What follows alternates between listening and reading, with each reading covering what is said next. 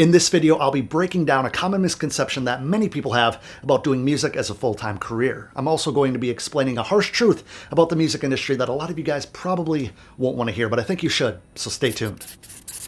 What's going on, guys? Adam Ivy, AdamIvy.com. As always, I appreciate you joining me yet again for another video. Recently, I received a DM from one of my followers over on Instagram. If you want to send me a DM, if you want to send me a comment, which is a little easier for me to respond to, I'll put that information up on the screen now. I have my phone ready to go, hopefully. Now, for this video, the user on Instagram politely asked that I leave his name anonymous, which I absolutely respect, but I thought the question and I thought the phrasing was awesome. A lot of people have asked this. A lot of people think this. A lot of people are in the same spot this individual is. So the DM reads exactly this.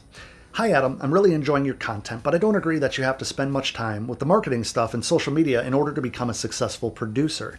I'm just getting started, but people are already finding my stuff on SoundCloud without really wasting any of my time with the marketing crap.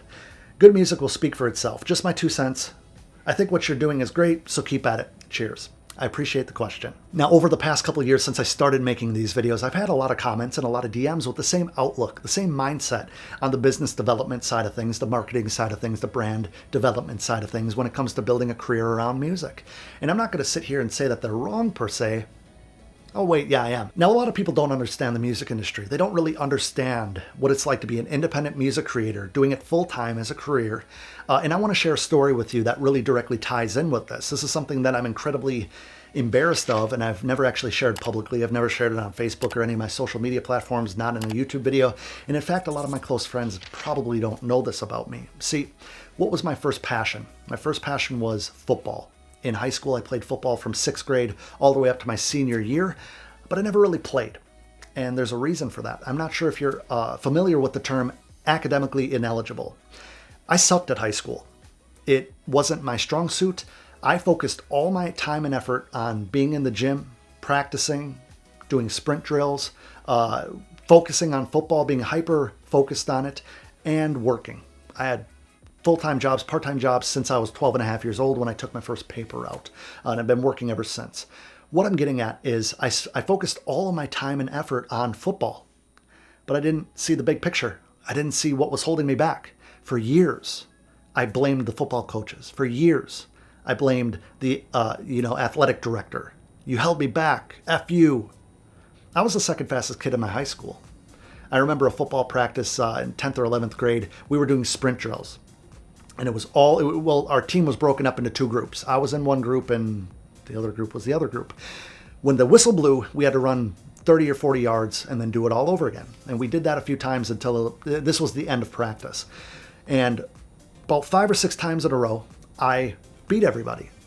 And the coach was yelling at the rest of the team saying, "There's no way that Adam's beating you guys. He's not that fast." Well, that was insulting. So, as a competitive individual like I am, I kept going harder. I wanted to throw up. All the muscles in my body were burning. I was out of air. I just wanted some water. But I kept going at it. Till finally, a couple of my teammates said, "Adam, please let us beat you." Now, all that practice, all of that, cockiness, all of that competitive spirit did nothing for me. And I saw the frustration in my coach's face. But at the time, I considered it them shutting me out. I considered it them holding me back. I considered it them having a bone to pick with me, them having some type of vendetta against me. My parents didn't participate in the volunteer programs. My parents didn't have money to contribute towards the sports programs. My parents weren't able to make it to a lot of the games or the practices because they were working, because they were busy. I had 2 little brothers that they were taking care of. But I looked at it as the world was against me. But what did the starters have that I didn't? I was faster. I was scrawny. I was like 110 pounds. I'll put a picture up on the screen right now. I don't remember what grade this is. I think it's maybe 9th or 10th grade, but I was like 110 pounds, like I said, if that. Soaking wet, and I was 5 foot nothing because I didn't have a growth spurt until later on in life, even though I'm still relatively short. What I'm getting at is the kids who started didn't have a God-given athletic ability that I didn't. They had an understanding of the big picture. They did the homework that I didn't like to do. In the thumbnail, you saw me holding up papers. Papers just like this. I hated writing. I hated coming home and doing homework. Couldn't stand it. My books spent most of the time in my backpack or my locker. I didn't like reading assignments. I was good at math. That was like a God-given talent at algebra and stuff. Forget geometry. I always had a very high average in a few different subjects, such as art. I had something you might not know about me is I had scholarships to art camps almost every year of my high school, middle school, and all that stuff for illustrating and stuff like that. Obviously, gym class was like my jam, even though I almost failed gym class one time because there was like a written assignment that I was like, this is gym class. I don't have to do that. I did. Math, got through math. Got through a few other subjects by the skin of my teeth, as they say. But overall, I was a DNF student. Now, I'm not proud of that. I did go to college. I didn't graduate college. I dropped out because it wasn't for me, because I found this. But what I'm getting at is I didn't focus on the bigger picture. What did I have to do? It's not all about the craft. It's not all about the physical ability. It's not all about being good on a fucking keyboard. It's about the broader spectrum. It's about the bigger picture. You can't compete with a circle of people that are prioritizing the work that you consider optional. So when it comes to marketing, when it comes to the social media, when it comes to building your brand and your business, when it comes to having a dope stage name, because a lot of you guys have pretty whack stage names. If you're not going to use your real name, you find something that's not like Hot Dope Boy Beats Jams 06 Playa. I know that's a little bit of an exaggeration, but I think you followed me. Now, you have to do that work. You have to learn to embrace that work, because that work is going to get you to where you want to be. Now let me take a step back. If you just want to do music as a hobby, this channel probably isn't for you. I support you guys. I think you're awesome. Like, as I always mention, my channel family is constructed of the most incredibly talented creators on the internet, in my opinion. But that's not going to get you there by itself. My boy Superstar O, he didn't make it to where he is by just making beats. He's a genius mind. He understands the steps. You have to embrace the steps as fun. You have to take all the shit that you look at as a burden, as an inconvenience, and look at it in a different light. How can this get me to where I need to be? If I become the best at this stuff that I don't like to do, excuse me, how is that going to impact my goals? How is that going to impact my vision? Just being at the gym isn't good enough. Just knowing how to run a route and knowing all the plays like the back of your head is not enough. To add on to that little football story, somehow, my sophomore year, I was able to stay academically eligible for the entire year. I was junior varsity, and in 1 year I had 11 interceptions, 3 for touchdowns as a safety and cornerback.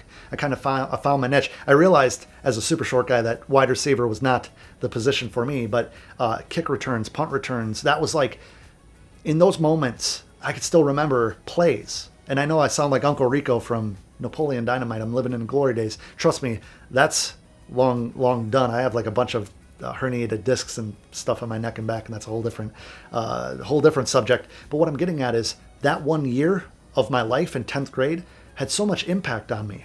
I had so much support from my teammates. I had so much support from the coaches and even the athletic director, who I'm not going to name his name, but he was kind of a F-face, if you know what I'm talking about. He even supported me. He really showed me support. He said, you're doing a great job, keep it up.